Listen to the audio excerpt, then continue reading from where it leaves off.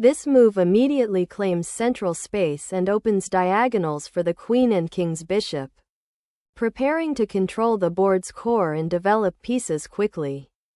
This move, 1, c6, initiates the Caro-Kann defense, a solid and reputable opening that aims to support the d5 pawn without blocking the light-squared bishop. This move firmly establishes central pawn presence and opens lines for development, preparing for a Caro-Kann defense structure where white aims to control space and black typically seeks counterplay on the queenside or through pawn breaks. This move, 2, d5, directly challenges white's central pawn and aims to create an asymmetrical pawn structure, characteristic of the Scandinavian defense, which often leads to active piece play for black. Developing the knight to c3 supports the central pawn on d4, prepares for further piece development, and directly contests black's advanced pawn on d5, typical of the Caro-Kann defense. This move initiates the classical variation of the Caro-Kann defense, where black immediately challenges white's central pawn and aims to develop their pieces actively. White recaptures the pawn on e4, regaining material equality and developing a knight to a central square, which is a standard continuation in the classical Caro-Kann. This move develops the knight to a natural square, preparing to challenge white's central pawn and support the e4 pawn, which is a common idea in the Caro-Kann advance variation. This move aims to exploit the fact that black's knight on d7 is currently blocking the defense of the f7 pawn. This move, black's ndf6, is a standard response to white's aggressive ing5, developing the knight to a natural square and preparing to castle while also defending the e4 pawn.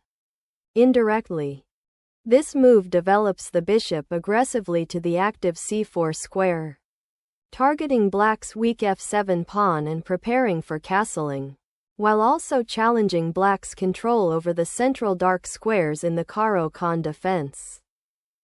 This move is known as the symmetrical variation of the Scandinavian defense, where black repositions the knight to d5 to contest white's central control and prepare to recapture on e4 if white's knight moves. This move develops the knight to its most natural square, supporting the central pawns and preparing for kingside castling while maintaining pressure on the d5 pawn. This move initiates a fianchetto for the king's bishop, aiming to control the long diagonal and potentially challenge white's central control and attacking prospects. Castling kingside solidifies the king's position and connects the rooks, preparing for potential pawn pushes and piece development in the center. Developing the bishop to g7 activates it on the long diagonal and prepares for potential kingside castling, reinforcing the central control established by the d5 pawn. This move prepares to bring the rook to an active central file, supporting potential pawn advances and increasing pressure on black's kingside. This move initiates a pawn lever to challenge white's advanced knight and create a more active defensive setup for black's kingside. This knight retreat to e4 is a common maneuver in the modern Caro-Kann, aiming to reposition the knight to a more active square where it can support further central play, and potentially target the f6 or d6 squares. This move develops the bishop to a more active diagonal, putting pressure on white's d4 pawn and potentially preparing to challenge the knight on e4. This move a4 aims to restrict black's queenside expansion, particularly preventing potential b5 or c5 pawn pushes that could undermine white's central control. This move develops the knight to a more active square, supporting the central tension and preparing to challenge white's aggressive pawn push on the queenside. This exchange simplifies the position by resolving tension. and the subsequent recapture will lead to a potentially more open game. Potentially beneficial if white can exploit active piece play. This recapture maintains the piece balance and opens the f-file for potential future rook activity, while also developing the bishop to a more active square. This move repositions the rook to potentially control the a-file and support advances on the queen side, but it neglects central pawn control and could allow black to consolidate their position. The king's move to f8 is a prudent defensive maneuver, unpinning the knight and preparing to connect the rooks, while also creating an escape square from potential threats on the first rank. This move prepares to address the misplaced knight on g5 and creates an escape square for the king, while preventing further knight advances or potential discoveries. Black's capture of the knight opens the bishop's diagonal and challenges white's central pawn structure, simplifying the position to black's advantage. The recapture with the rook on f3 unifies white's heavy pieces and opens the f-file for potential pressure against black's kingside, while also forcing black to consider the safety of their g7 bishop.